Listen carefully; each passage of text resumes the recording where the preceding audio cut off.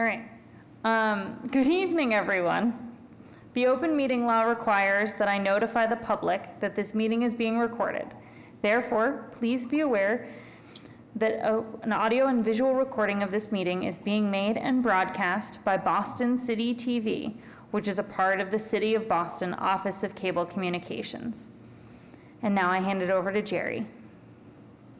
Hello. We'll call this month's meeting of the Disability Commission Advisory Board to order. My name is Jerry Boyd, and forgive me, but I can't see everyone who's here on the screen.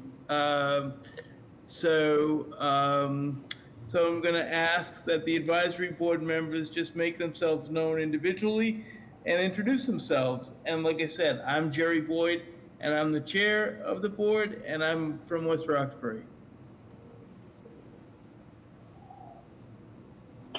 I'll go next. This is Zari Amir Hosseini, and I'm a member of the board from South Boston.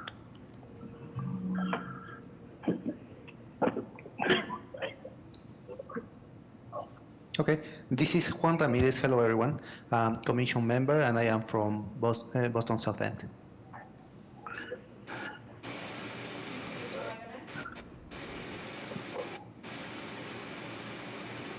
Colin Richardson from Brighton. Great. Olivia Richard from Brighton. Ducia Lebowskaya from Boston, Mission Hill specifically. Hi, this is Wes, Ireland, and I'm from, I'm using an interpreter today, and I'm from the North End. Great. I think that's everybody from the commission. I think we've still got Paul, Jerry. Oh, Paul, Yes. I'm sorry, Paul. Go ahead, Paul.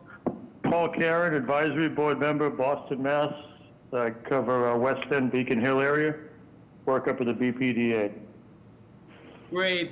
Thanks, Paul. Again, it's hard Thank you. It's hard to negotiate all this online. But we do the best we can. And now we have 3 months worth of meetings to approve.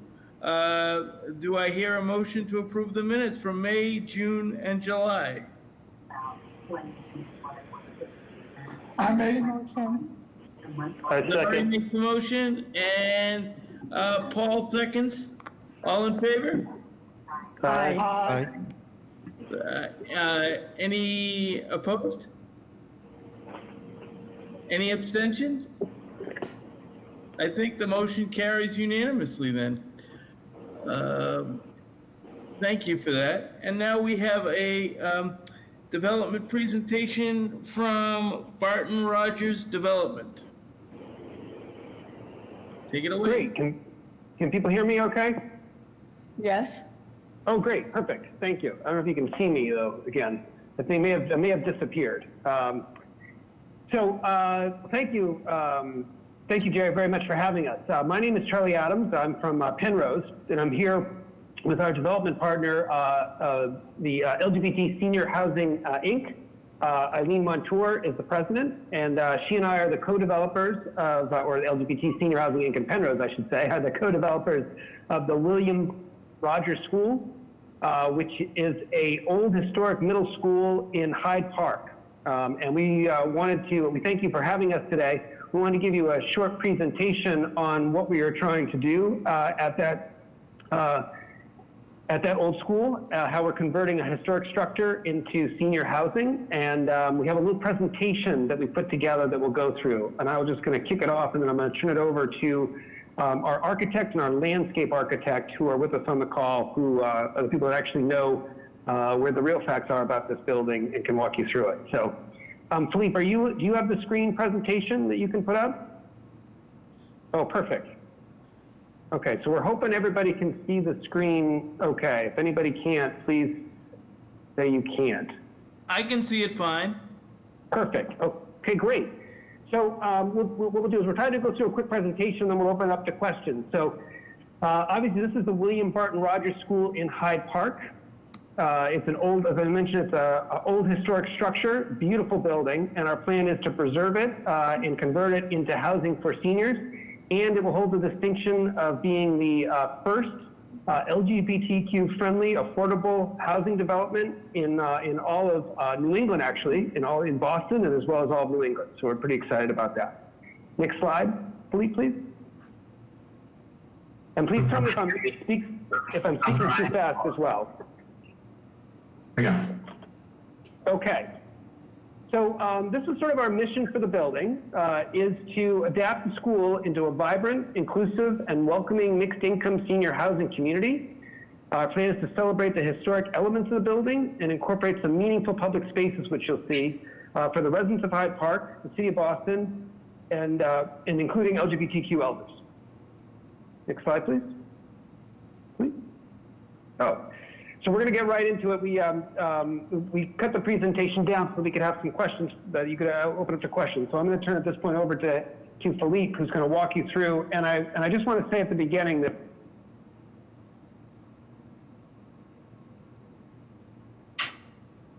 Charlie, we lost you. Hello?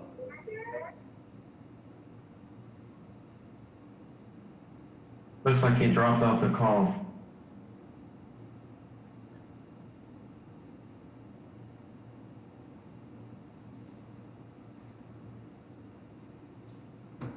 Yeah, I think we lost him. I mean, I can take on from here, given that we're going to start talking about the development and the design of the building. And then when Charlie comes in, he'll join us again.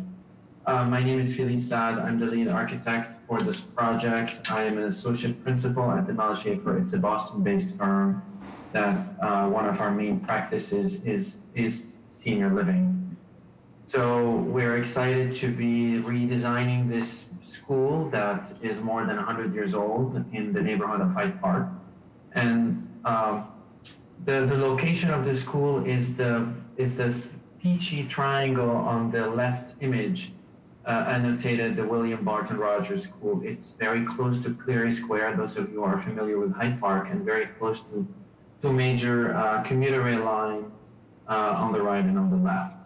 And it's a neighborhood that is full of amenities, and that's one of the main reasons why we thought that this location and this school would be ideal for senior housing that we're developing in the neighborhood.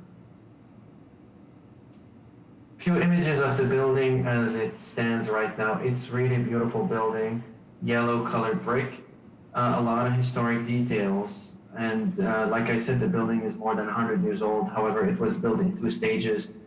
3 wings, as you will see throughout the presentation. The building is a little bit challenging to transform from a school that was built 100 years ago with very different standards and regulations and codes into now senior living and an accessible building that should be open to the community and to the residents. So the building, as it was built, it's built on a little bit of a mound.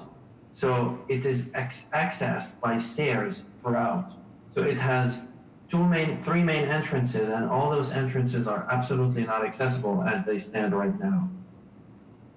The building is also built on, like I said, a mound, and we did some exploration for the ground, and it seems that there's a lot of rock underneath, which makes it very difficult to dig. So our team has spent a lot of time trying to really understand how to transform this building into a housing for seniors where every entrance is accessible, all the amenity spaces are accessible, and also the outdoor spaces are accessible absolutely as well. So these are views of the inside. The building has no elevators. It has 2 monumental stairs and additional 3 other stairs to serve the different parts of the building. And as I said, it has beautiful millwork and molding details, very large windows, and 2 very large spaces, an auditorium on the top left image that you see, and then a gymnasium at the bottom right image on the screen that you can see. These are oversized spaces that will be great for community gathering. Next slide. That's a diagram of the floor plan of the building. The building sits on Harvard Avenue and Everett Street. These are two main streets that surround the building. And we decided so that we make access to the building the clearest possible to avoid confusion, is that the building will be accessed from the entrances that are currently existing on Harvard Avenue. And we have worked a lot this site with our landscape architect and our civil engineer to make those entrances accessible. The building also has a courtyard in an upper level, so it's one level higher than the street. And we've developed in amenity spaces and some beautiful glass windows so that people who live in the building can also view the courtyard, which is a main amenity for the residents of the building. We put in the courtyard, we put in a sunroom that is oriented southeast to capture the morning and the noon sun. So this will be the only element that will be added on to the building. And if you take a section and you cut through the building, this is a section that shows you how Harvard Avenue is one level below the courtyard. And we will show you in the design how we have worked the circulation. We've located elevators and worked in ramps and access to make the entire development accessible for everyone.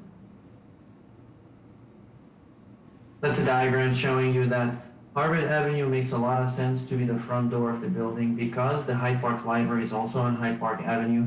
So it makes this street a major street for everybody to connect between the building and Cleary Square. This is the site plan. I will let Jess Hamilton from McYoung Kim Design, who is our landscape architect, to walk you through the different aspects of the outdoors. Philippe, I just have a quick comment or a question. You meant that the BPL Hyde Park is on Harvard Avenue, correct? That's correct. Did I say? You said Hyde Park Ave, so.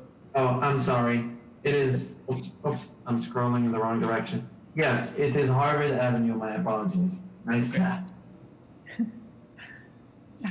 Okay, thank you, Philippe. So I'm Jess Hamilton. I work with McYoung Kim Design, the landscape architect, and I'll just kind of quickly take you through the landscape plan and how we navigated some of that grade change that Philippe was talking about. We really had the goal of creating sloped walkways to each entrance so that we wouldn't have to have any ramps and stairs wouldn't be required to get to the entrances. So in order to do that, to kind of reach each of these designated entrances, we set out grading. So working from left to right, that is really our community entrance. You can see kind of a curvilinear path there that works along the hillside and then up to kind of a landing and into the residential entrance. At that area, there is an existing historic stair, which we are going to be resetting at that lower level to make those a more comfortable set of stairs. The risers currently are quite narrow and quite tall. So those will be reset, but we'll reuse the kind of existing granite stairs that are there, but just make them more comfortable to go up. And we'll be adding handrails to, again, make that stair path more accessible. There'll be benches at that. We're calling all of these kind of porch areas outside of all of our main kind of public entrances. So that, to that end, is our community entrance that kind of accesses some community rooms within the building that Philippe will talk about a little bit more shortly, I think. Moving right on the page, you can see that's our service entrance. This, again, is not a ramp, does not require handrails, but will really be used for back of house needs, trash, kind of facilities people. Will be less public than the others. And then moving down further right on the page, that's really our main residential entrance. So kind of with the primary access for the permanent residents of the building. So here again, you can see that kind of diagonal path. We've been able to grade that as a sloped walkway up to our front porch there. And we're adding another set of stairs kind of straight down from the building right there. To bring people up.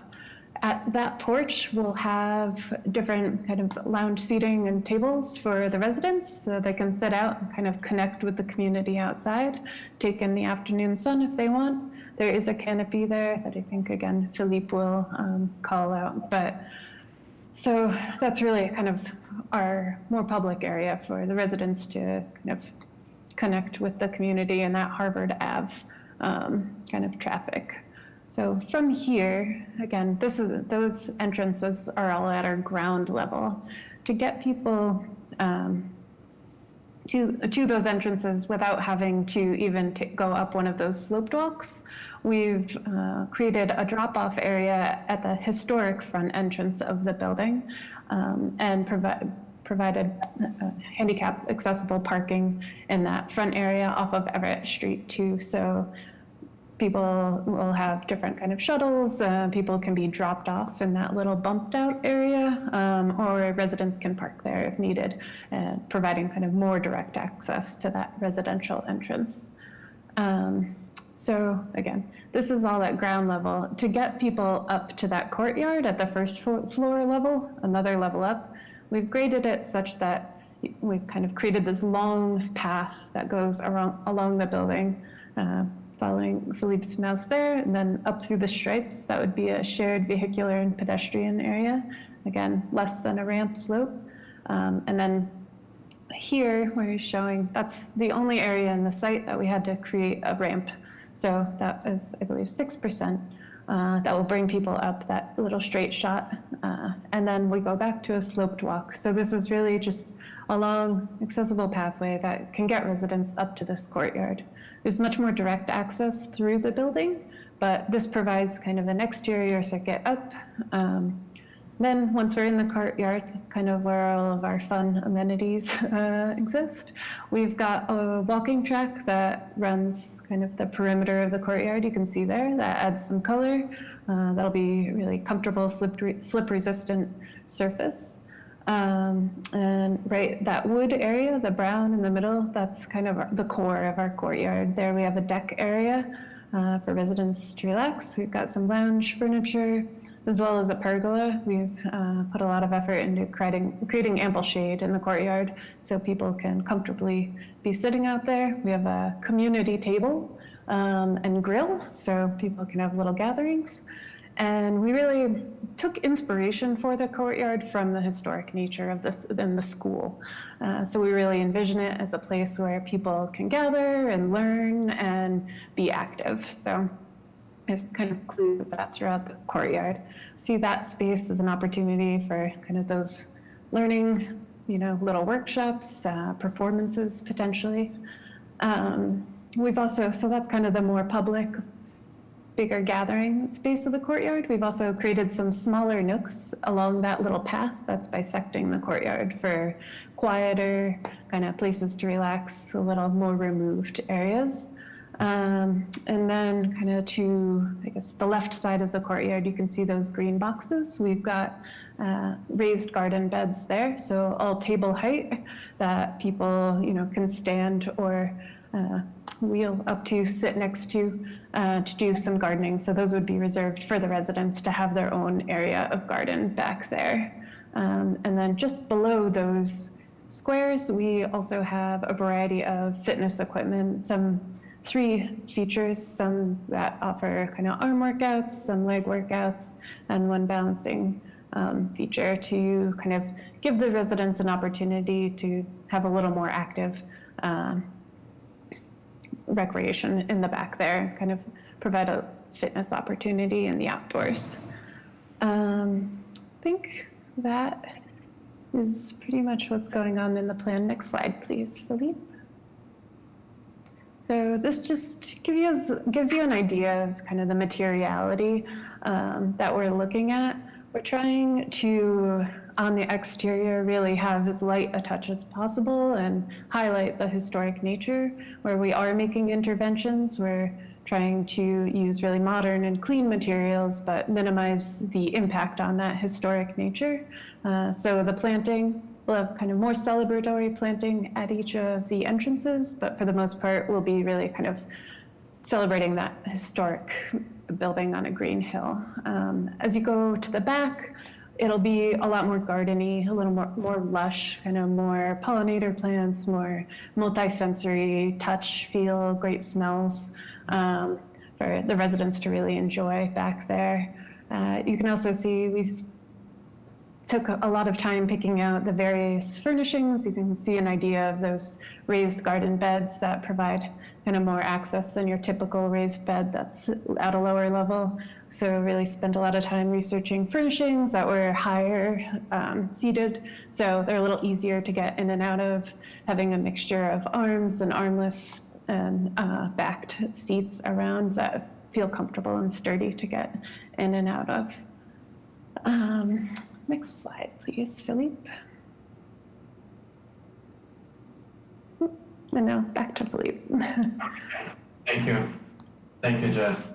So I'll be taking you into the building to give you an idea of where things are and how we have reorganized this building to be senior housing and a place for community amenities. Like Jess has taken you previously, I will start on the left-hand side. This is the community entrance that we've mentioned previously. There'll be people will come in through a lobby. There is a gallery that leads you into an elevator that is will be inserted part of the project. Remember, there's no elevators at all in this 100-year-old school. This elevator will take us down to the lower level gymnasium, which is located here, which will be used and reused as a multi-purpose space for large events. Besides that elevator, there is an art room and a classroom. There is a space that we are dedicating to the 54th Regiment. It is a local Hyde Park organization that needs a home to locate their historic material and their office. And then as we walk past this line, this becomes the residential side. So this will be only accessible to people who live in the building and their visitors. On that side, this is how it's accessed. There's a management suite with the manager, a back office, then a resident lobby with a mail area and a fireplace. Moving on to this side, some resident services, a meeting room, and a small medical office. Then all the blue rectangles are the units, and 1B is 1 bedroom, 2B is 2 bedrooms, and there's a range between 1 bedroom and 2 bedrooms. In majority 1 bedrooms because senior living is most of the time requiring a bigger balance of 1 bedrooms. There's also a small gym or fitness room on that side of the floor with some machines and strength equipment. And then everything in gray here in the middle is for maintenance staff and additional storage. The two elements that are, the three elements that are added in the building is an elevator located here, another elevator located in this location, and then this is the footprint of the sunroom 1 level higher. So if people come in, they come up through the sloped walkway, they come in through the front door, they check in at the main reception area, and they can go through these doors will be on hold open, and then people will come in this way and get into the elevator and go upstairs to the residential units. If people decide to come this way, or if people live upstairs and they want to use the classrooms or the art room or the gallery, they could take this elevator and come down and go through these corridors. There is a ramp here because this is grade and we have the stairs that is in existing condition. So we've added a ramp right there to take people from this upper level into this lower level. This is the floor plan of the lowest level of the gymnasium, and this is how it could be used as a meal site for LGBT seniors. That is actually a program that is ongoing in multiple towns around and in Boston. The next slide is the upper level, which is the courtyard level. You notice that the sunroom is located right here off that courtyard, and it will have beautiful views of this beautifully landscaped space. And it's right next to the two elevators, one on this end and one on that end. And all the blue boxes are the units that are some studios, 1 bedroom and 2 bedrooms. we have some studios that I failed to mention previously. And as we go up, this is the second level. It's in majority units. As you can see, it's all blue, to the exception of this auditorium, which is the current auditorium in the school that was used by students. It has its stage right there. So we're adding bathrooms, an accessible bathroom, a small pantry here, and it's very close to the new elevator that is being added for ease of access. And the last level of the school is in majority units, to the exception of that orange rectangle right here, which is a current tiered auditorium that the school and the Massachusetts Historic Commission is requiring us to keep as it is. It is not accessible, but it will be maintaining the space. There is a space for wheelchairs to be wheeled into the front of the room, but all these steps are old and historics and they need to be restored as they are. We don't think this room will be utilized as much because it's on the upper floor, but it's a requirement by historic to keep it arranged. This is a quick count of the types of units and the amount of units and their square footage. We have 27 studios, 35 one-bedroom, 4 bedroom plus den, 7 two-bedrooms, and 2 two-bedroom plus dens, for an overall count of 75 units. It's an artist's rendering of how the school would look after it's fully renovated. We have focused here in this view on the community entrance. And if you remember Jessica's description of the sloping walkway that takes you from the sidewalk into the hillside to take you up to this intermediate level so that people could enter the new entrance that we are creating right here. This big portal is the historic entrance that is, we can't make this accessible. So it's being just restored, the doors will be shut, and it will not be used. This will be the new entrance created. Excuse me. This is a view of the other side of the development. This is the residential side of the building. This is the loop drop-off that has been mentioned before. So if somebody comes in a car and needs to be dropped off or picked up, they could be dropped off or picked up here, and all this is at grade or flat, and people could go directly into the new entrance that is created right here under this new canopy that is being added. The porch that Jessica has described is under this shaded area under this canopy.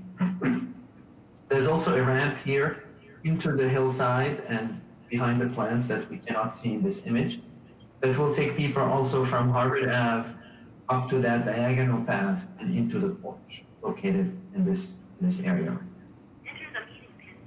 All sidewalks around the building will be fixed and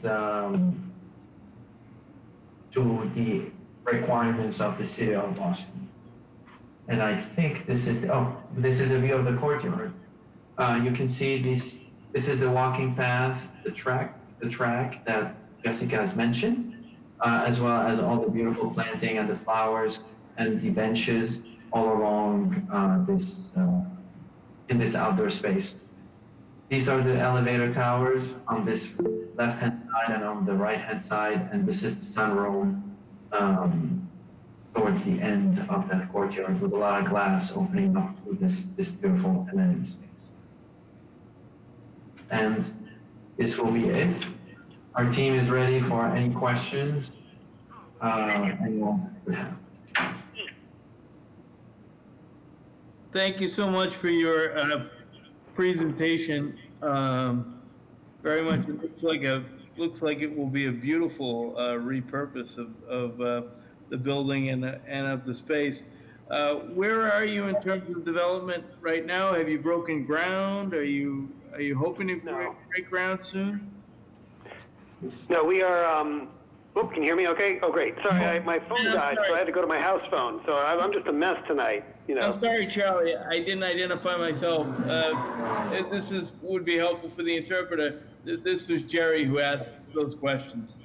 Oh, great. Okay, so this is Charlie Adams answering. Sorry, I like I said, I lost my phone, so I'm on my house phone here. So good question. Where we are in the process is we just received Article 80 approval, which is fantastic. And we are now going through zoning. Zoning would be next. So we're still a little ways away. We would need, once we get zoning, then we would apply for financing. So we're still a little good ways away from breaking ground. But then it also gives us the opportunity to get more feedback from folks, you know, on what they like and don't like, and ways we can tweak the plan. So. Sure. Now I'll open it up to the rest of the advisory board, and I know that Wesley had some questions. Yes. This is Wes speaking through a sign language interpreter. So first I want to say thank you, Jess and Philippe, for your presentations. I do have some questions for you. I think 4 altogether. So I took some notes while I was watching the presentation, so I'll read through them. My first question is, my understanding is that the building is very historic, and it's going to be a challenge to kind of renovate this building. So before renovation this building, you said that there's no elevator at this point. So I kind of want to understand your plan. Will the elevator be near the stairs? Can you confirm that, or a different location? We looked, I'll take this question, Wes. So yes, this building is very historic. And let me go back to the floor plan. I think this is the best image to show you where the stairs are. The building is very historic. And as I said, it's built in 3 segments. This is the first wing, then you have the second wing, and you have the third wing towards the left. We have studied the building very carefully with our structural engineer, and we did not want to disrupt the structure of the building itself. Anytime you insert a big element like an elevator, you really disturb a lot of the floors and the beams and what is holding the building together. So their recommendation was to put the elevators into the courtyard. And the elevators are exactly this rectangle right here that you can see on this side. This is one elevator. And this is another elevator here, this other rectangle on the left-hand side or on the mouse. We put them on either end so that we can make them closer to this wing or closer to this wing, so that people don't have to walk all the way to get to two set of elevator that is located in one place. So that's why they were split. Their location is not really close to the stairs, but it doesn't really matter. I mean, this one is somehow close to the stairs. This one is here, there's stairs here, there's stairs there. But because it's a senior building, we don't anticipate people using stairs as much as the rest of the population that would use stairs. So those elevators will be the main way of taking people up and down. Okay, if I could just add things, 2 things, Wellesley, I would add. One is that one thing that you can tell from this plan is that anybody who enters the building can go to either elevator. So it's completely accessible one to the other. So if you're on one side, you can go to one or the other. And we put 2 elevators in there in the event that if one needed maintenance or broke down, we'd have the other available to get people around the building. And then the third piece in terms of that is we've actually added a generator for the building. So in the event that there's a power outage, the elevators will be on the generator and we'll still be able to get people up and down and throughout the building even when the power is out.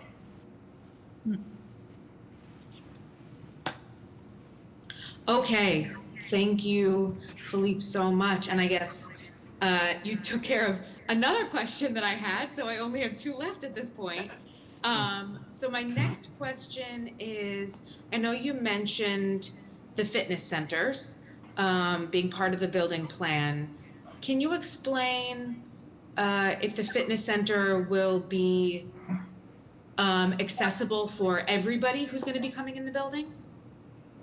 So we have a workout area, which is located right here. It's not a fitness center. It's more of like a workout room or a fitness room. It will have few machines, and it will be accessible to all the residents of the building.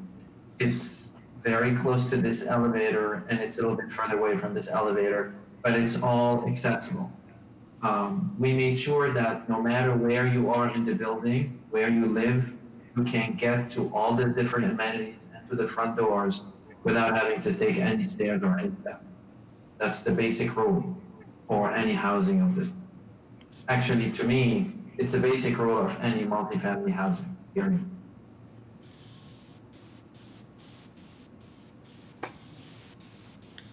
Okay, thank you so much. I do have one more question. Okay. And let others ask their questions as well. Again, it is my understanding that there are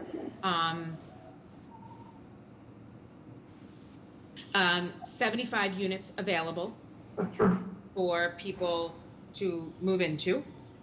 Yes. Can you please tell me if all of those units, or give me the number of the units that are ADA accessible, that match ADA requirements out of that number of 75? 8 of those will be ADA, yes, will be MAAB, which is 8, yes. We have 10% of the units.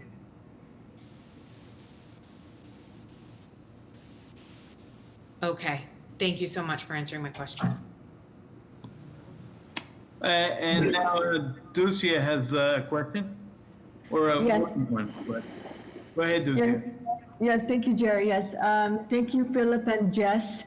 Thank you for your presentation. I'm sorry, this is Ducia. I have to say that the first few questions I had were already answered thanks to Wesley. But I do have additional follow-up questions. I'm assuming that, so you mentioned 2 entrances, and I'm assuming that one of the entrances that, like for every residence, there's like an exit entrance that should be accessible, like if there's a fire, God forbid the fire happens or something. So so is the exit when there's a fire, is there a ramp as well as the main entrance? That's my first question. So the code requires us to abide by what the egress code and the NFPA 1.1 requires. So this is an entrance that is fully accessible, and this is an exit right now.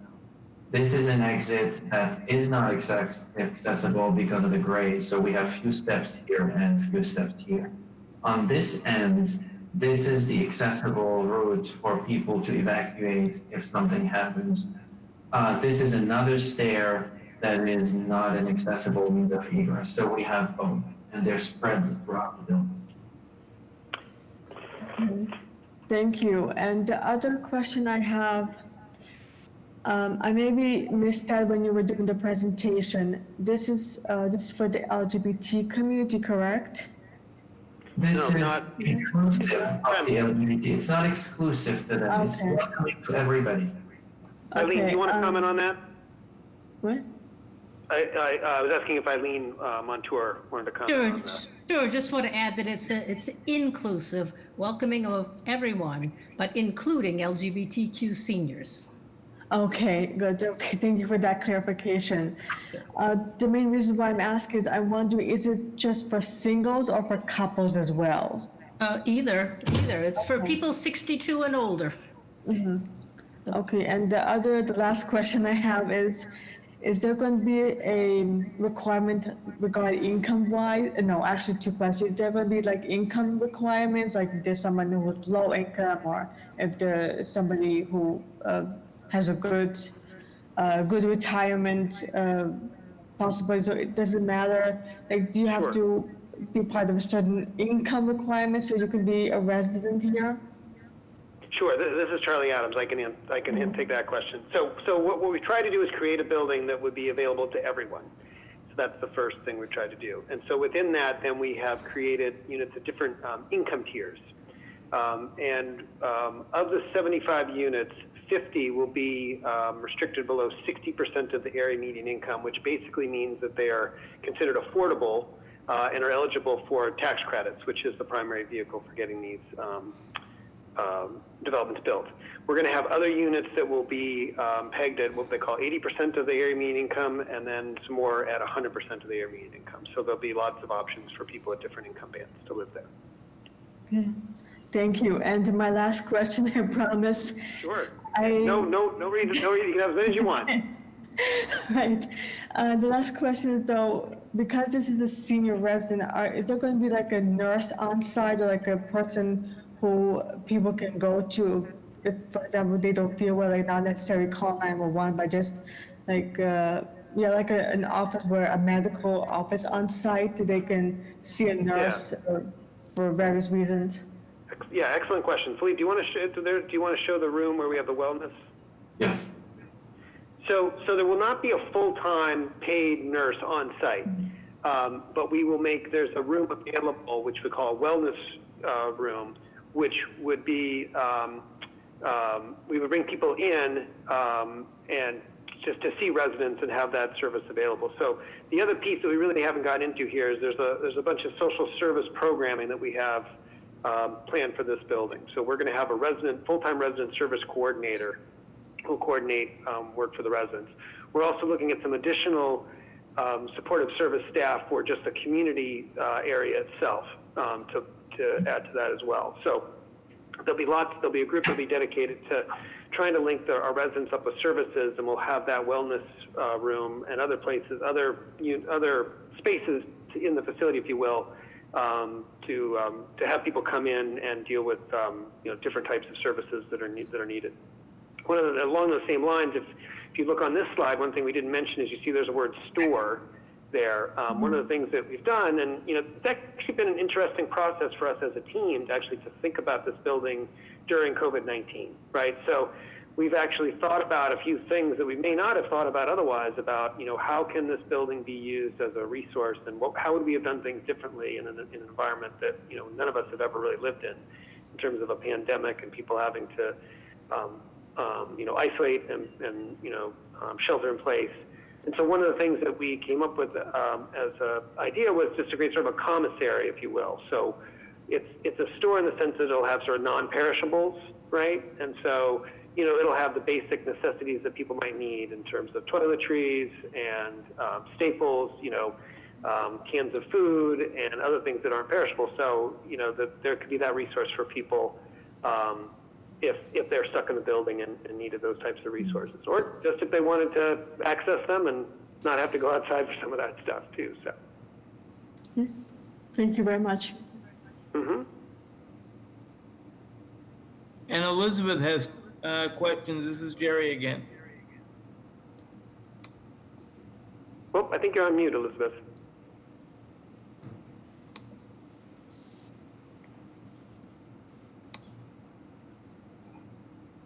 Don't ask me for help because I'm not one that's very good at this technology stuff. Hey. Am I unmuted now? No, We can hear you. Okay, great. First of all, for someone else who is experiencing some kind of connectivity issues, not only my sympathies, but apologies to the board and to anyone from the public. I'm Elizabeth Jean Clower, the vice chair of the advisory board. I've been able to listen by phone since for most of the meeting, but it took me a little bit to get online. So I appreciate the presentation.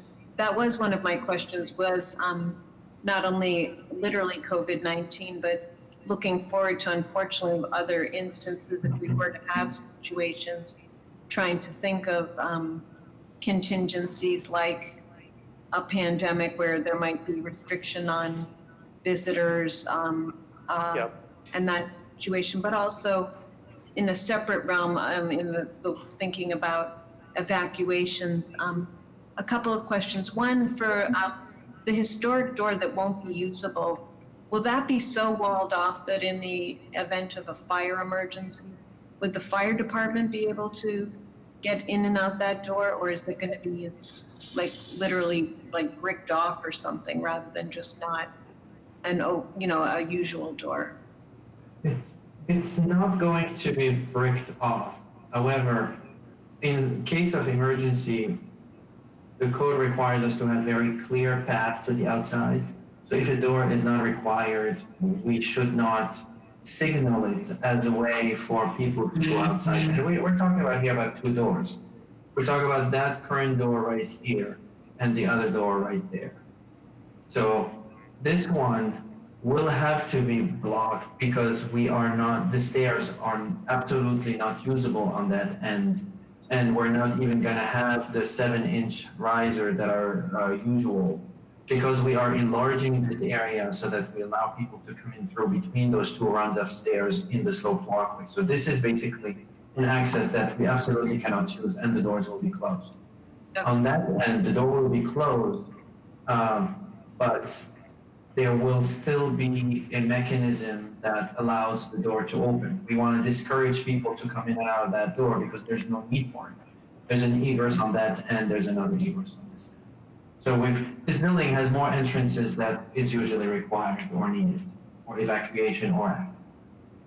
One other thing to add, sort of goes without saying, but this building will be fully sprinklered, just as another, that's obviously a requirement, but just to also give people comfort that it'll be fully sprinklered. And, to follow up on Philippe's point, if the fire department want to get through that front door, they'll be able to get through that front door. So if they had to in emergency, it won't be bricked off, but so they'll find a way in if they had to. And similarly, obviously the elevator, the multiple elevators is in essence there in contingency, as you said, not only for maintenance, but in the event that part of the building had to be, separated from the other. Correct. Event of a fire. Are the size of the elevators, I guess the one thing that when you hear the combination, it's certainly an ambitious undertaking to repurpose a building that has been historic for something that's senior of wanting to meet the current and future needs. Are those elevators of sufficient size that if people needed to leave on a stretcher or a combination of people, obviously, I know they say don't use an elevator in an emergency, unless necessary, but for many people in wheelchairs, whether at whatever age, but certainly all the more so if their age might be an aspect of it, that in situations where that might be a requirement, I was just wondering if you already know what the elevator capacity is. I don't know it. I don't know it off the top of my head, but I think it's essential that those elevators are allowed for stretchers, and I will make sure our team has this in their on their notes, and we do their essential changes. Thank you for that. I don't know the answer off the top of my head, but I wouldn't be surprised that those are already stretcher compliant, or they will allow for a stretcher to be brought into the. Yeah, or something that, again, just needing to make sure that although you might be up against certain, spatial constraints, but on the other hand, that to the extent the elevator size can be on the larger side. It's obviously not the same as a hospital setting, but that if several people had to get out and it wasn't workable to have them be carried up and down the stairs. Are the going back to Wesley's point about ADA compliant rooms, will those rooms be at all levels? Yes. Okay. And they are spread throughout, and they are representative of the mix. So we'll have some studios, some 1-bedrooms, and some 2-bedrooms, and they are throughout the building to allow people to have the choice of whether you want to live on the ground floor, you want to live next to the elevator, or you want to live on wing 1 or 2 or 3. They will be spread throughout the building. And similarly, usually from the point of view going back to the other income-related question, that usually too that there's some combination of a mix of ones that something is both ADA compliant and in the moderate income, that so people can have something that meets both a financial need and an access need. Yes. The AD unit, the AD units, just like they're spread across bedroom types, will be spread across, income tiers. Okay. And just lastly, because it's going to be a new structure, that's very helpful to already know as far as environment and ventilation. But again, from what we're learning with the COVID situation and schools and that kind of thing, that are there ways to have that be on the higher end of the requirement than just meeting requirement? If that makes Sure. Charlie, I'll answer this. So we're working with, Charlie is with Penrose LLC, a large developer national, and they have their own standard. And even before COVID, this company's requirements for HVAC within the unit is to have every unit totally independent from a ventilation perspective so that you're not breathing your neighbor's air and vice versa. So clean air comes in directly from the outside into the unit. It gets warmed up in the winter month, and then it gets distributed inside this one unit. And then the same thing, the air gets pulled out of that unit directly into the outside so that there is no cross-contamination. This is already the basic before even we had to plan according to COVID, and this is baked into that project. Thank you. Great, and thank you guys for your time. This is Jerry again. Do we have any other questions or any final questions from the board members? Hearing none, do we have any questions from members of the public that are online tonight? I need the water. Oh, looks like Olivia has a question. Olivia, yes, please, I'm sorry. If you could, it would be helpful for me, Olivia, if you could let me know in the chat that you have a question. That way I can't see everybody that's online. It's just a logistical thing. Go ahead. Jerry, this is Jessica. Are you able to see the chat? Because Olivia had put it in the chat. So I just want to make sure that you're able to see it. I did not see, I'm sorry. Great, I see no it now, worries. Olivia. Go ahead, Olivia. Hi, this is Olivia. Are you guys going to be integrating any technology into the apartments? Such as voice control or automatic door openers, things like that? There is currently, there's currently no plan to automate entrances, yes, or do any voice commands or anything. But right now, the building will be Wi-Fi enabled, and if people would want to add any home smart system, it will very be easily doable. Did I answer your question? Yes, thank you.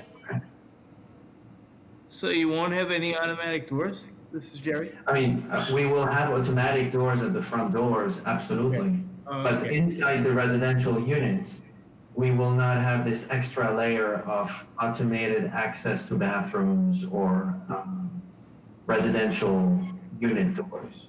Sure, understand. But the main entrances will be on auto openers, absolutely. Thank you very much. And just one other question before we let you go and move on. I just want to clarify, these will be rental units, is that correct? Correct, yep, 100% rental, yes, no ownership, all rental. Because one of your colleagues very helpfully in the chat had put the 2020 income levels and rent limits. And that website also has sales prices and whatnot. So I just wanted to clarify that this building will be rental only. That's right. Yes, I saw, I think Dana Whiteside put that in with the BBDA, so thank you, Dana, for adding that. Right. Great. Well, thank you, everybody, for your presentation, and thanks, everybody, for their questions as well. Thank you. Thank you. Take care. Thank you. Bye-bye. Bye.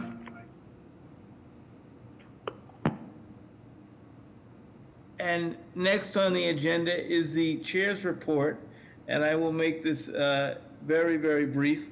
I don't have much, if anything, on my report, although I will say I don't think we've met since the ADA event, and it was a wonderful event. So kudos to Jessica and the team for for such a great event, and hope everybody enjoyed it.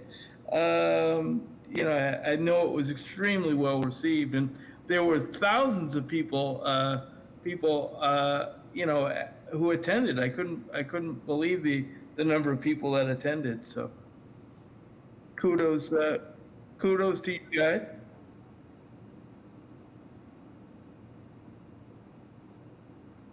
And also, I would just say, I was very happy yesterday personally to receive my ballot for the primary. I was, you know, with all this news of voter suppression and post office troubles, I was very anxiously looking at my mailbox, hoping to receive my ballot. And sure enough, it came yesterday, and I was able to fill it out today and popped it right back in the mail. So I would encourage, as I've said for months now, I would encourage everyone to register to vote and make sure your voice is heard in the upcoming election, because as Justin Dart, one of the architects of the ADA, said, vote as if your life depends on it, because it does.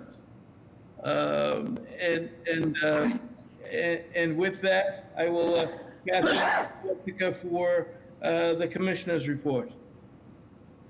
Thank you so much, Jerry. Yes, as you guys can tell, Commissioner is not here. Commissioner is on vacation this week, so I'm filling in for her in regards to her report.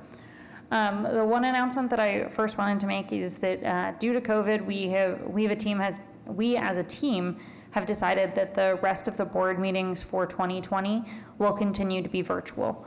That helps us prepare as well as you guys, and help plan for the future. I think it makes the most sense that we continue to do these virtually, regardless kind of what public health metrics, how they change over the next couple weeks and months. But that means that we only have 3 more meetings for 2020.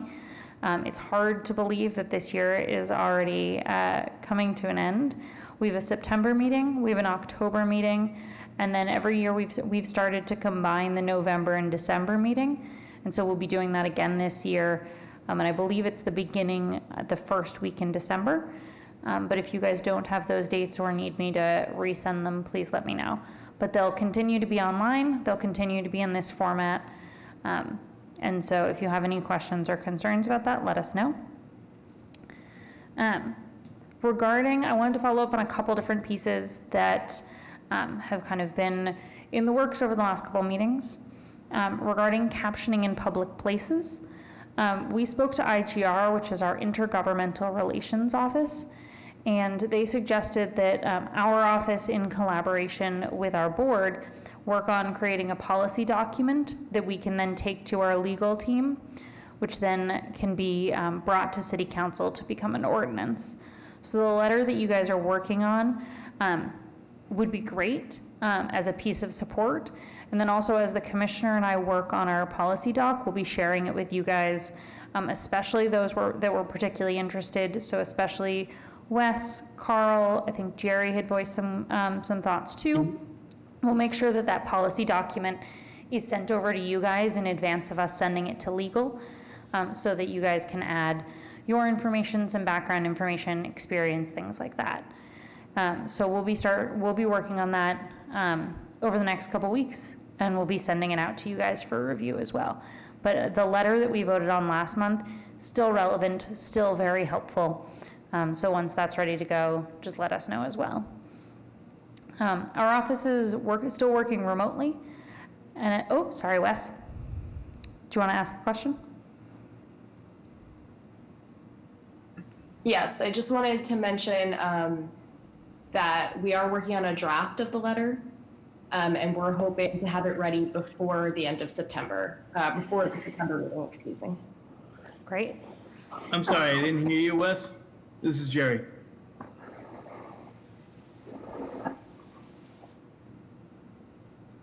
Yep, sure. So Carl and I are working on a draft of the letter, and we're hoping to have it complete and ready before the September meeting. This is Carl. I will have my version of the draft done by the end of next week to give to Wes, and then he can work on it. So we will definitely have it done before the September meeting. Great, and if you want to forward that to me before the meeting, you certainly can. You know how to contact me. Again, this is Jerry. Wonderful. So we will work on our piece as well to make sure that the policy document is put together for everybody to review as well. And then we'll go from there. Our office is still working remotely. And as we head into 6 months of doing this, we are working on ensuring that all of our services are both open and are open sustainably. Prior to this, a lot of city departments and a lot of programs, as I'm sure all of you have experienced, both within your own workplaces and in other things that you interact with, a lot of things shut down and put things on hold in lieu of COVID. And as it looks like this is our reality for the foreseeable future, we are working to see how we can take those programs and situations off hold and continue to operate our office. So what that looks like is we're working to move our accessible parking space application online. This is an exciting endeavor that we are taking on, which we're really grateful actually that COVID pushed us to do this. Previously, for those of you who don't know, our office runs the accessible parking space program for the city of Boston, which means that the poles and signs that you see on the roads are run by our office. So not the blue placards that hang in the cars, those are run by the Registry of Motor Vehicle, but the actual signs and parking spaces in the city is run by our office in partnership with the transportation department here in the city. And so previously, that program had been run by paper application, half of it being done by the resident and half of it being done by the doctor, and then submitted to us by mail. Mail or walk-in or email or fax. So right now we are mostly accepting them by email or fax. The ones that are submitted by mail are picked up on a monthly basis on board meeting days when I come into City Hall one time a month to grab all the mail. And so we're working on moving that entire application system online, which will hopefully reduce barriers for people to submit applications and will also streamline our process as well. Jessica, so that's only for residential handicap parking, right? That's not for like downtown crossing, or if I have a business and I have HP parking. You're talking like if I live in an apartment and I need a parking spot, right? Correct. So residents who can apply for parking spaces in front of their homes.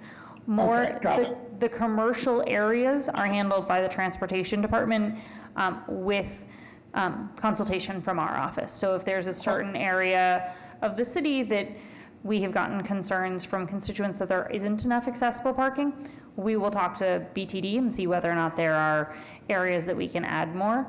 And then for businesses and churches that are in more residential areas, they can apply through our office as well. And then we work with BTD to figure out who has the final say in regards to that parking situation.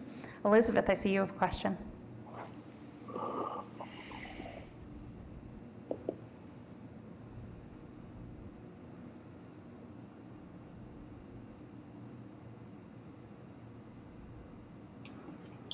Yes. Thanks, Jessica. Are you done with your report, or is there more that you were going to? A couple other things, but also I'm happy to answer it as we go.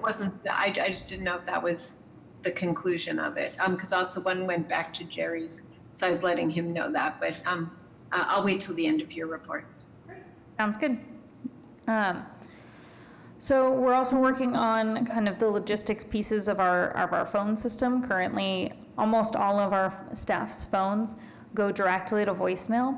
Those voicemails are sent to our email, and then our staff call constituents back.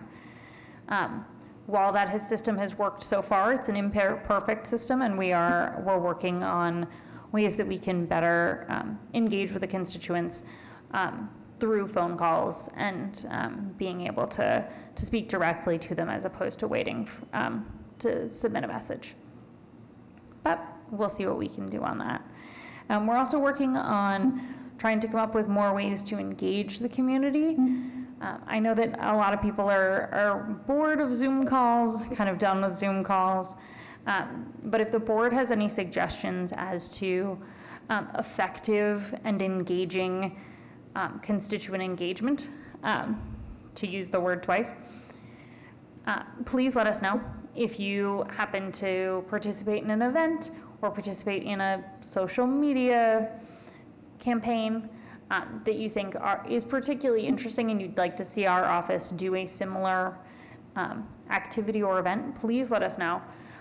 We're looking for suggestions, especially in this new time. Everybody's trying new things, so if there is anything that you've tried that worked particularly well for you, please send that information over to us and we'd be happy to try it out.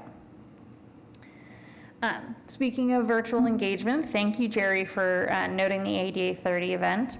It is true that this is the first meeting that we've had since the event happened, and it was quite a success. I was also amazed, Jerry, by the number of people.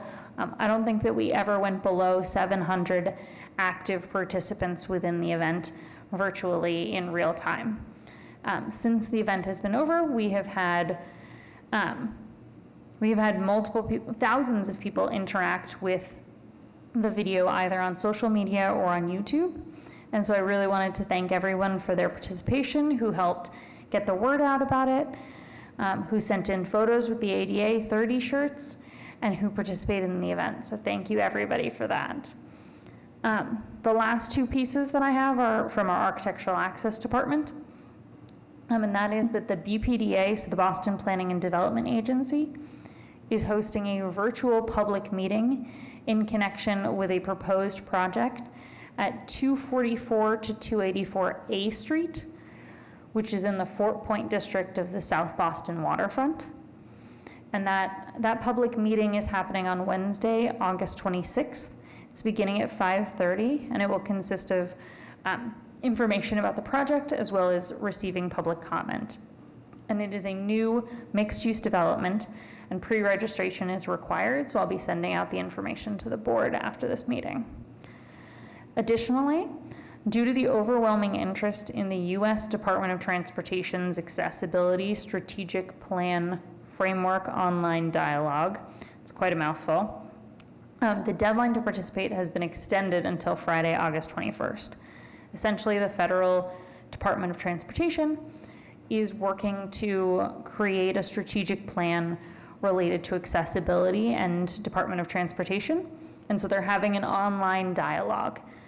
And so you're able to participate in that up until August 21st. The contributions during the dialogue will inform the full strategic plan that will be released at the end of 2020. And we'll also send information out after this meeting about that as well.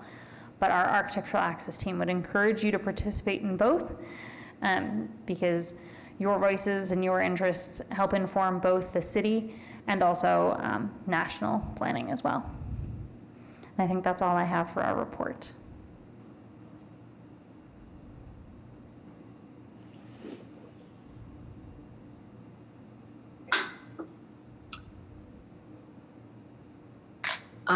Could I ask a couple questions? Absolutely.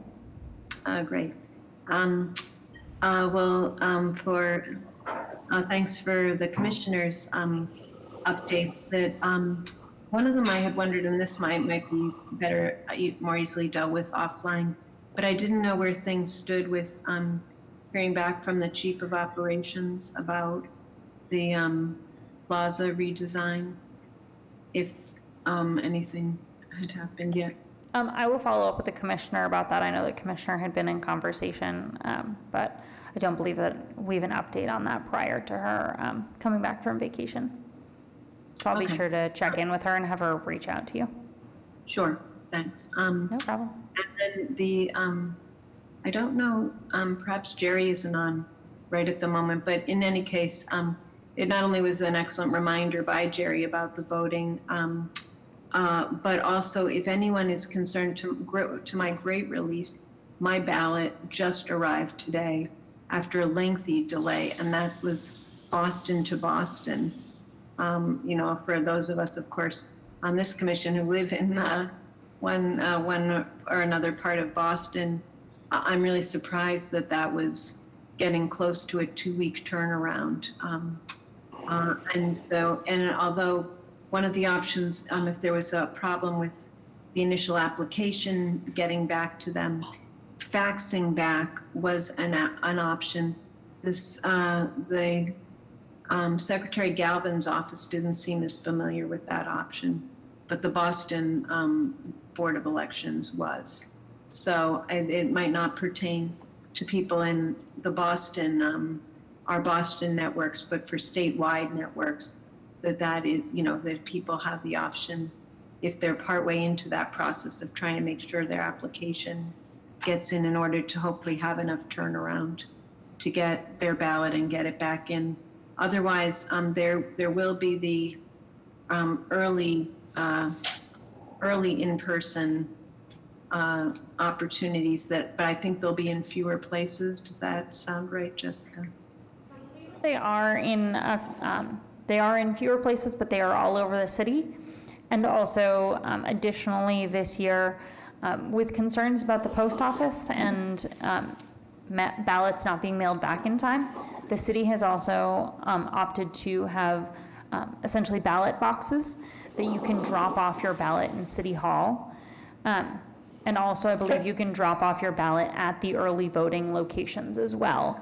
While that still requires you to leave your house, it requires you to be at a location for less time and surrounded by less people. So it takes less time than early voting because you would simply go in and hand your ballot in, or you could go into City Hall. I believe it's 5 days a week. I believe it's Monday through Friday. And the ballot box is right inside the door. So you interact with very limited people and just drop the ballot in, and then you're done. So that is also an option if you are worried about your ballot not getting back due to the post office. Thank you. I have one more thing to add with voting. No, actually, Carl, if you could hold on a second, I was going to open up the voting question under new business, if that's okay. Apologize. Thank you. Oh, okay. Do you have anything else to add, Elizabeth? No, the other thing, just to add on to both what you and Jessica already said about the ADA event, also in her role as a co-moderator, the commissioner did an excellent job in that setting. The panelists were outstanding, and I thought she both represented, you know, as usual, but with that big an audience, both in the moment and afterwards, both, you know, the office, the mayor, the city. She really did an excellent job, along with, help me with the co-moderator. Diana Hu from BCIL. Thank you. I could visualize her. I was just having a momentary name gap. But they both did an excellent job, and it was really memorable. So thanks for that. I'm so glad. I'll make sure that the commissioner actually watches this video so that she gets the compliment in full, so that she's not just hearing it from me. I think the last things I have to add to my report, which now I remember, are a couple things related to access, which is, so as many of you know, we had to suspend the deaf tax days, so the ASL tax days that we hold at Deaf Inc. every year. We had to suspend them due to COVID. And so we have come up with a virtual online system, and are going to be able to handle the last couple clients that weren't able to get their taxes done. So we're going to be able to open up that program again and be able to serve the last couple constituents, which is great. We are also working with, I believe it's being announced soon, with the Boston Lyric Opera, which is a theater company here in Boston, to create reusable, partially clear masks for those who rely on lip reading in some capacity. So the deaf and hard of hearing community, and also others with disabilities who rely on lip reading for visual communication. And so we're working on, they're developing the masks, they're testing them out, and then they'll be working to produce them A batch of them will be produced and available for free, and the other batch will be produced for a very low cost. And the money will go back to producing more masks. So once we have information about that, we'll get that out to you guys. And so I think that actually wraps up all of my report, Jerry, I think. Great, thanks, Jessica, and thanks everybody for your input, because that handled, I think we covered old business during the commissioner's report, because the commissioner's Jessica's gonna get back to us, and the commissioner's gonna get back to us regarding the plaza renovations and the letter and so forth, and Carl and Wes and I are gonna work on the letter and, a possible ordinance regarding the open captioning and so forth, so that killed two birds with that stone, as it were. I know Wesley had a suggestion, though I don't know about about what specifically, but go ahead, Wesley. Yes. This is Wes here, speaking through an interpreter. I do have a suggestion for the commissioner's report. I know you were looking for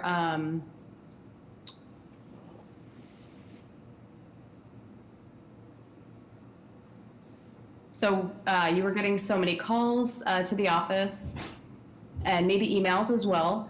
So my suggestion is maybe have something like a shared document, like a Google Doc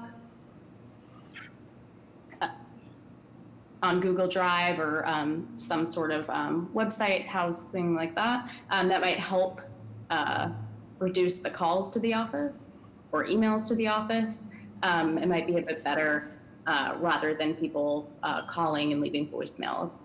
So that's just a suggestion that I had. I thought it might help. I'm not sure if anyone's used that or if it's accessible for everyone, but I just wanted to put that suggestion out there. And I have one more comment. Sure. Related to voting. But I'll leave that for now. Yeah, can we hold that for now? Jessica, what do you think about that suggestion to putting, letting people contact via other methods besides phone and email? So I think I really appreciate that suggestion, and we will certainly look into it. I think that that Wes brings up a good point about the pieces of information that we could work harder to get out to the community so that they don't have to reach out to us. So the information that we would often store on a Google Doc or in Google Drive that could be disseminated via our social media in some way.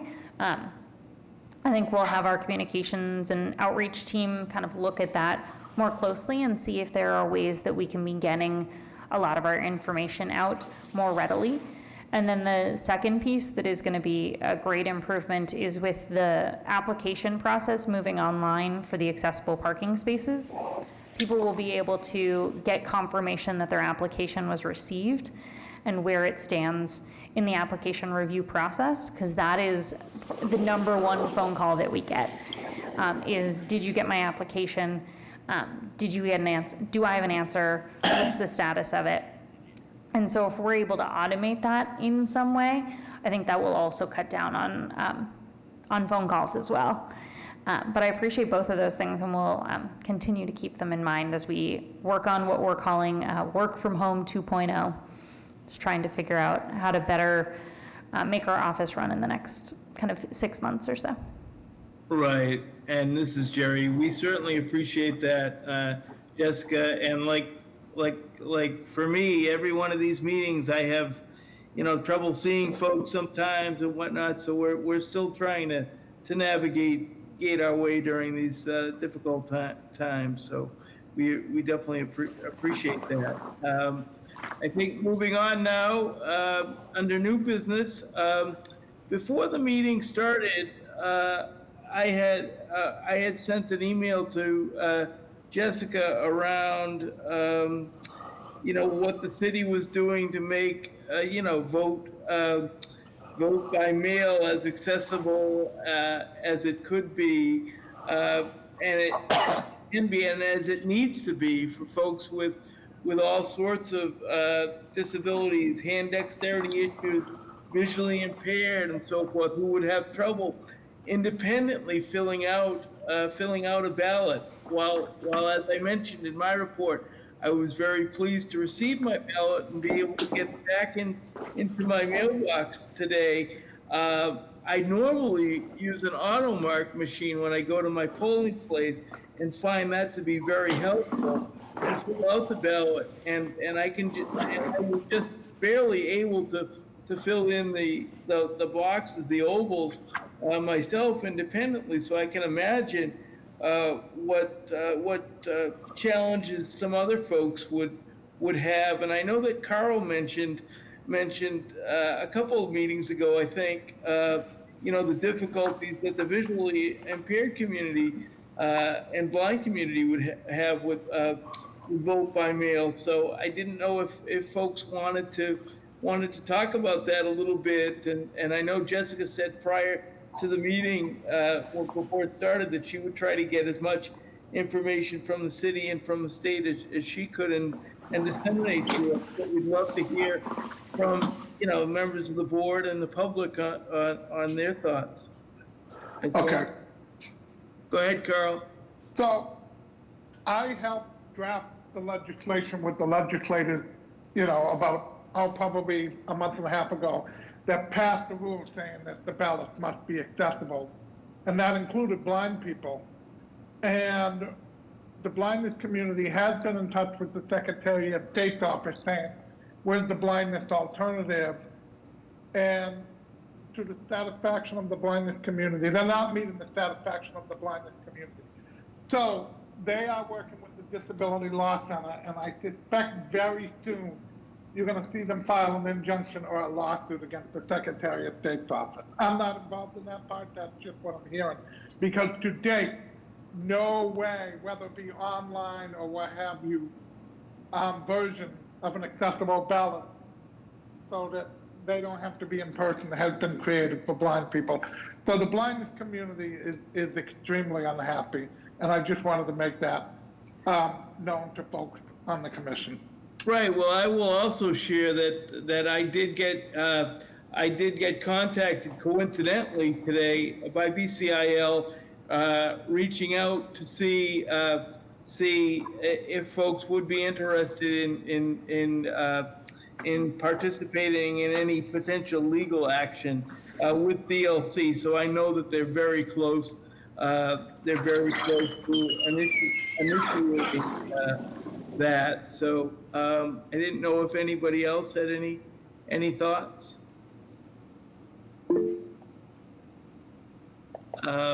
Juan Carlos?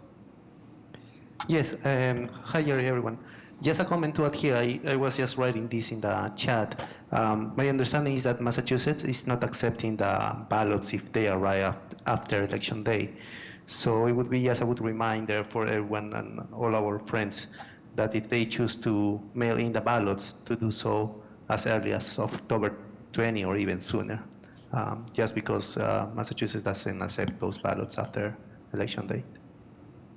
Right, and I'll use myself as an example. This is Jerry. Right on the ballot itself for the primary, it says they must be received back to the election department by the primary date, September 1st, in order to be counted. So I mean, it does not allow for a very quick turnaround time in most cases. So while mail-in voting is helpful, particularly around in this COVID time, there are challenges. There are a lot of challenges. So, and I know Olivia had some comment. Yeah, I'm going to be availing myself of early voting because I need the AutoMark. I spoil ballots like crazy when I try to fill them out by hand. And even though I can use my Topaz magnifier to blow up the ballot for my eyes, I still don't have the dexterity to do it any other way. Sure. I would say though, let's not even entertain online yet. But we've got to figure out a way to make an option for folks that's not one or the other. Right. And as I was saying before the meeting, I think it's important for folks to have an option. This is Jerry. And I know, Carl, you had a comment? Well, it wasn't online per se, meaning submitted online. What they were supposed to do is come up with a version online that you fill out and then you print out and put in the mail. So, because they did have security concerns. So that's what was supposed to be happening, that they came up with an online version. So like Jerry, you can probably use a computer. I know that. Oh, you're on mute, Carl.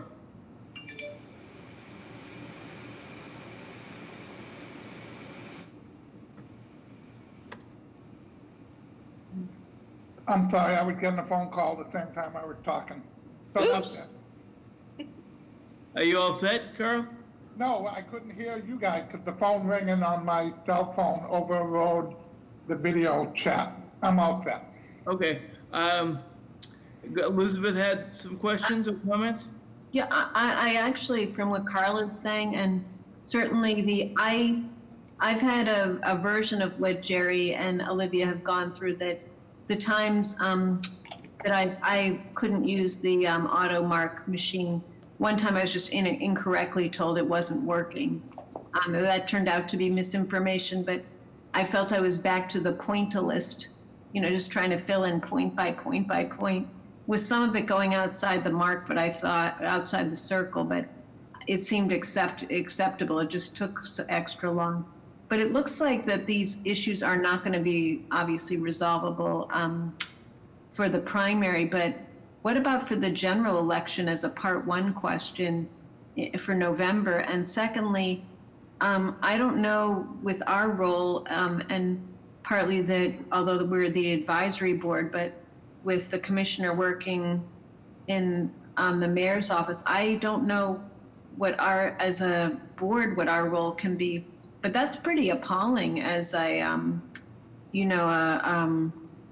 worse than disenfranchisement. I don't know what the word, to exclude a portion of the community we represent, including on our own board, but obviously constituents for all of us. I had no idea that was still unresolved. That's really appalling.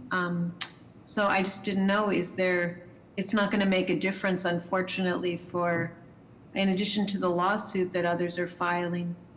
Is there a way that at least for the general election, Carl, do you have any recommendation for a role we might have before then, or Jerry or Jessica? Yeah, I'm soliciting feedback, and I know Jessica's gonna try to get as much information as she can, but if Carl has an idea or if anybody else has ideas, that'd be great. My suggestion is to contact DLC, the Disability Law Center. I can't really get involved in suing the state as I'm a state employee, so I would just suggest that if you have concerns, get in touch with the Disability Law Center. But as Elizabeth said, we probably can't do anything for It's too them. late. No, it absolutely is too late for the primary. Well, and also, what about, Jessica, for clarification for our role, unless this needs, even for those of us who aren't employees of the city, but what is there where do we stand?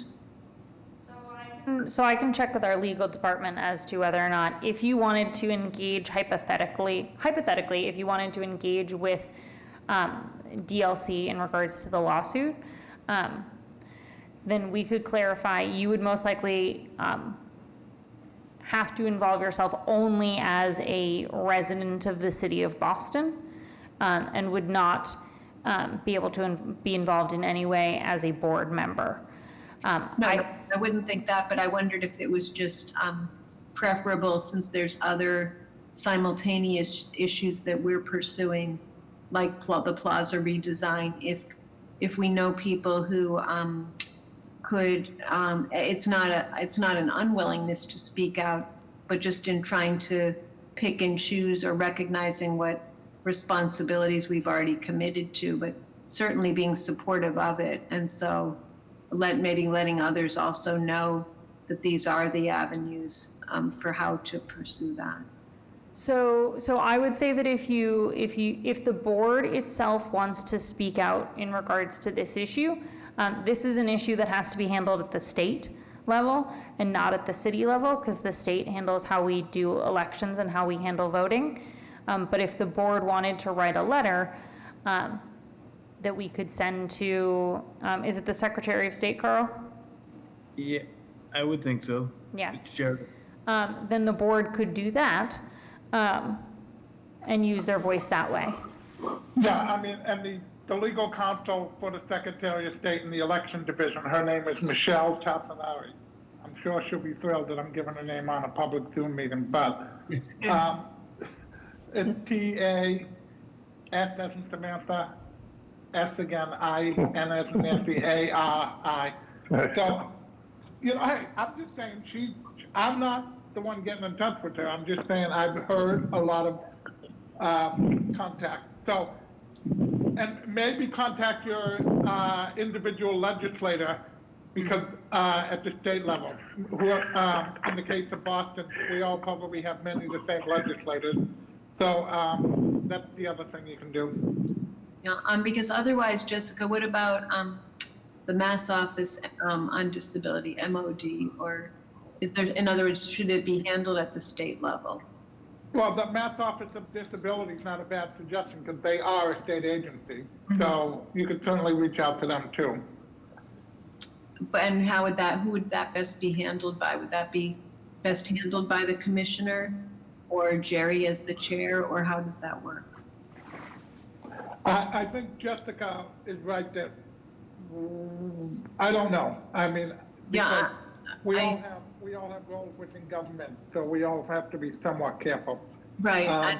I want to be respectful of those needs, but just that certainly it's of concern to us, and I just didn't know if there's which channels and which advocates are because, as I said, I don't know if there's, and realistically, if for the general election, at least there might be a different range of options still. So I will say that as an individual, we can't advise you what to do. There are a couple options that Carl has mentioned in regards to DLC, in regards to talking to your state legislature, talking to the Secretary of State's office, yourself. In regards to the board, if a letter wants to be written that we can send to the Secretary of State, that we can send to MOD, that is also an option too. You also, as individual residents, can contact MOD as well. State agency to state agency, they may have more ability to speak to the right people. But in regards to specifically what we can and can't do, I think a letter as the board is an option if people wanted to go that route. This is Jerry. I would suggest that maybe the board write a letter. Does someone want to move that we do that? Or I'll move if I don't have to write the letter. any discussion?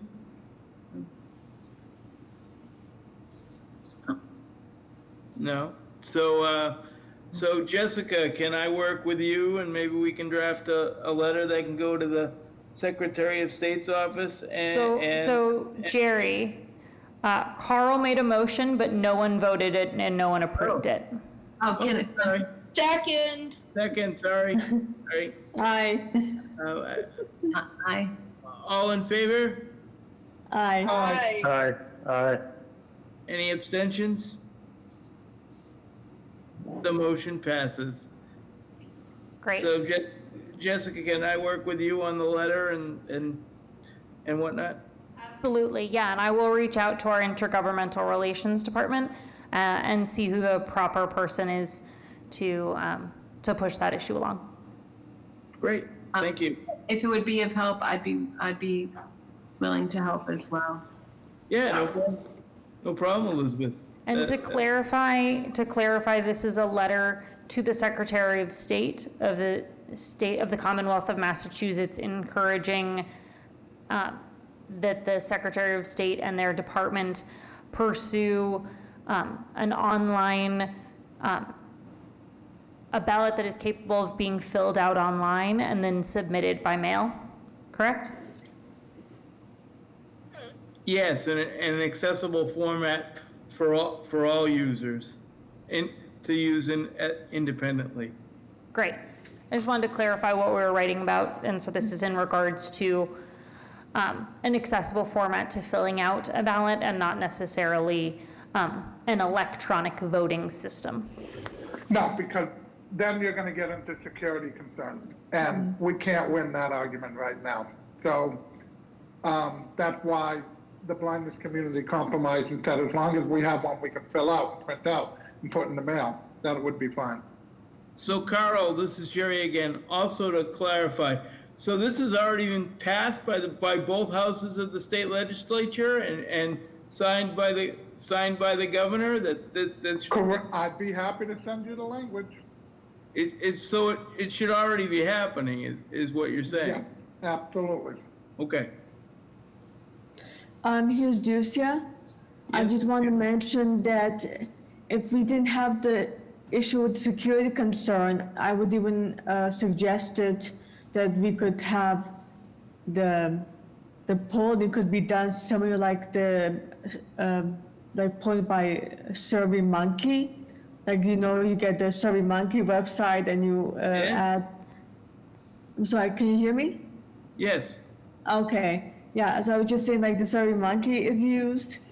If there was no security concern, we could have used SurveyMonkey similarly, because they would have a poll, like which person you want as president. There would be like a poll, and you could type in your name at the beginning or the end and just mail it out or whatever the process is. But as I said, that would be maybe an idea if we did not have security concerns. Sure. So I appreciate that comment, Lucia. Yes, but unfortunately, again, we want to make sure that nobody can hack the ballot and everything else. So I think Carol's correct. I think there would be a whole host of security concerns that the state would probably not want to tackle. But anyway, I appreciate everybody's comments and everybody's input. I think this is a very important issue. We want to make sure that voting is as easy and accessible to all our constituents as possible. Because as I said during my report, I mean, we have to vote as if our life depends on it, because in fact it does in many cases. So I appreciate everybody's thoughtful discussion on this point. Moving along, are there any, I can't see, Jessica, is there any member of the public that's... Wait, I have one more thing I'd like to say. Not to do with voting. Go ahead, Carl. I would like to put in a shameless plug. This is for me, but I just started a podcast with a friend of mine called Picture This, and it's all about the world of audio description. And whether it be movie, theater, television, museums, we're going to be national parks, we're going to be covering it all. We already have 5 episodes posted. Again, it's called Picture This. And today, I'm very happy to say, unfortunately, until now, it hasn't been accessible for deaf and hard of hearing. But I just hired a company who will be transcribing all of my shows, and we will also be putting up accessible transcripts for those who need print access to print, and for the deafblind to use refreshable braille displays. So that'll be happening in the next couple of weeks. I'm just putting in a shameless plug for my podcast. That's fine, Carl. Congratulations, Carl. Can you send along the link? Maybe Jessica can, they can put it in the newsletter or whatnot. Yeah, I can do that. Yeah. Great. Jerry, could I bring up one other piece of new business? Oh, sure, Elizabeth, I apologize. Go ahead. That's okay. An issue just came up within the past week for myself that I was trying to see about. I had some medical, durable medical equipment that I was no longer using. So I called the number I was given about seeing if it could be repurposed. And they said that the money had been slashed from the budget. And so although it was, I think both for the purposes of, I think both for the personnel in their office, as well as, being able to take any new items, as well as, kind of, it sounded like overseeing or facilitating how it would be distributed. And yet he also brought to my attention, it's a time when, if anything, people are trying to go from the hospital to home situations without, say, an inpatient rehab stay in between it for, I would imagine some of the orthopedic surgeries. Someone had a hip or a knee and are able to go straight home. So even some people who might not have a permanent disability but might have need for a walker or something, a piece of equipment. And as a number of us have come across, that many pieces of equipment aren't covered by insurance, bathroom equipment, things like that, even shower chairs, things of that nature. And so I didn't know if, I think that he said that the person that is Karen Langley, someone that, Jessica, that you or the commissioner have worked with? I've worked with her in the past. Okay. I know that she had a, I don't know if it's still active, but she did have a, kind of a equipment loan program or something at one point. I don't, like I said, I don't know. She's still involved in that. She still does that. Yeah, well, this, I don't have his information in front of me, but the person I spoke with works for her, that she's his supervisor. And he said that they have no money for it. And so I don't know, does that mean for this entire upcoming next fiscal year, that this wouldn't even be considered? Or I would imagine that the amounts of money relative to other programs, that and not only any infusion of money would be helpful, but I would imagine it's. If she's this gentleman's supervisor, it's Jerry, and he's saying there's no money, I would imagine at least for I know the state just went into a new fiscal year, so maybe for this at least this current fiscal year. Well, no, I think that's exactly what that meant through regular channels. All I'm saying is, I don't know if there's any, obviously in the scheme of emergency funding measures, things that it's not an emergency in the way other things are. And yet even Governor Baker talked about the long gap during the worst of the COVID surge, the time frame when he wasn't able to visit with his own father. So although it might not have been equipment related, but I just didn't know, is there any other, having just learned of this myself, between now and next summer, is there any, not for something would be necessarily doing any further with tonight, but it just came up to my attention a few days ago. Well, this is Carl. Go ahead, As far Carl. as the state budget goes, Uh-huh. since I have a budget for the state, I can tell you what the deal is there, and I don't know what it is with her. But I only have a budget until October. I do not know when my budget is gonna be past October. And even until October, I'm only allowed to spend 1/12 of my budget every month. Okay. Because I'm operating what's called a 1/12 budget. So I don't know that I have any money coming to me past October, because as of now, the state has not adopted a fiscal budget for this fiscal year, even though we're already into the end of August. What they're doing is they're doing emergency appropriations and waiting to see the full impact of COVID. And they're also waiting to see how much money we get from the federal government before we come up with a budget. I can tell you this, there are going to be drastic cuts, and there are going to be cuts to programs, because we're already doing, I don't want to say too much, but we're already doing budgetary exercises based on certain scenarios. Okay, that's helpful to know. I'm new to this realm, and certainly if with the level of accessible need, I mean, I would think not only, like legal compliance, the spirit and the letter of the law, that if you're already up against those kind of constraints, that's what's helpful to know. I mean, I knew things are very austere, and then also with the loss of state revenues. Elizabeth, just to clarify, so you're looking for a resource to donate some equipment, is that correct? Well, it turns out for the particular piece I had in mind didn't meet the criteria, but that's what happened to bring it to light. I was referred by the vendor, by the durable medical equipment vendor to her office, and although in this case it's not a piece of equipment that they would have accepted for under this program, I currently don't, but I just didn't know for the purposes of the board or our anyone listening or our community, just knowing that particular channel isn't working. There may be other resources, I'm not. Yeah, there might be. I know BCIL also used to do Yeah. an equipment program as well, so you might want to give them a call. Sure. I know Wesley had a new business item he'd like to bring up. Yes, I do have a new business item to bring up. So just an idea I wanted to throw out there.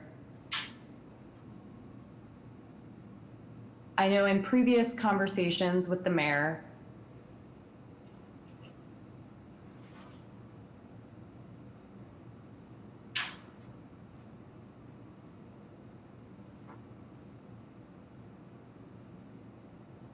sorry, Wes is just frozen on my screen.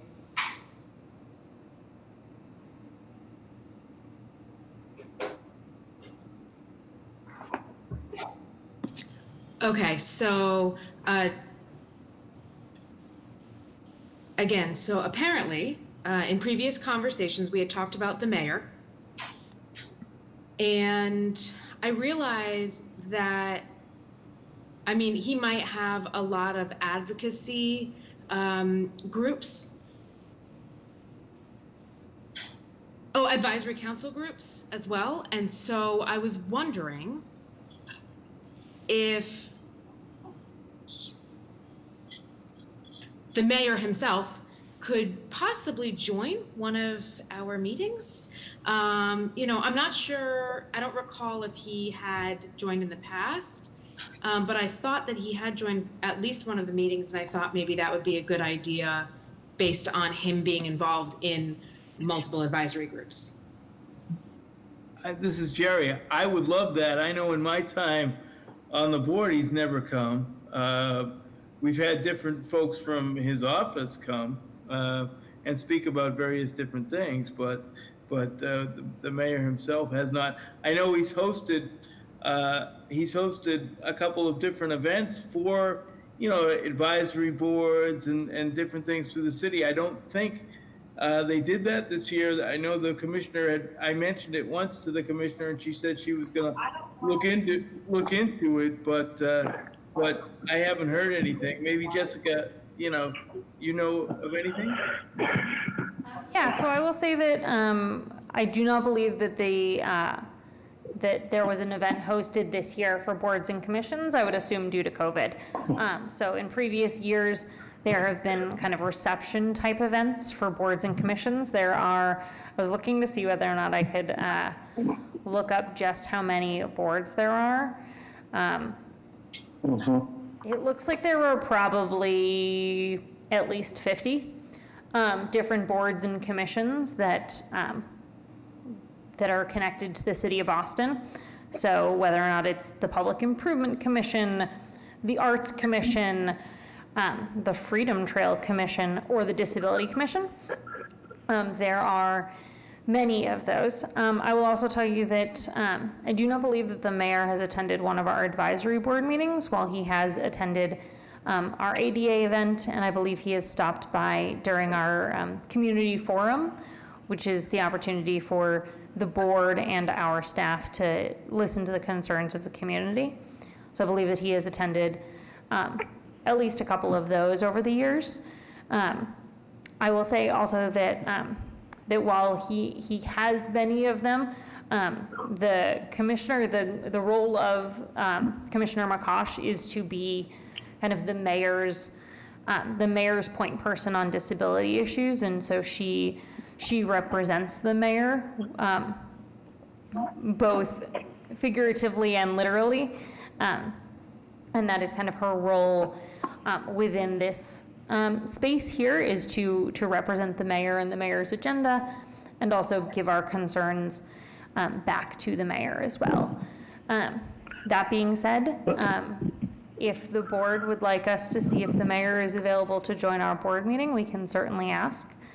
I would imagine that he probably has his hands full a bit, but I will discuss that with the commissioner.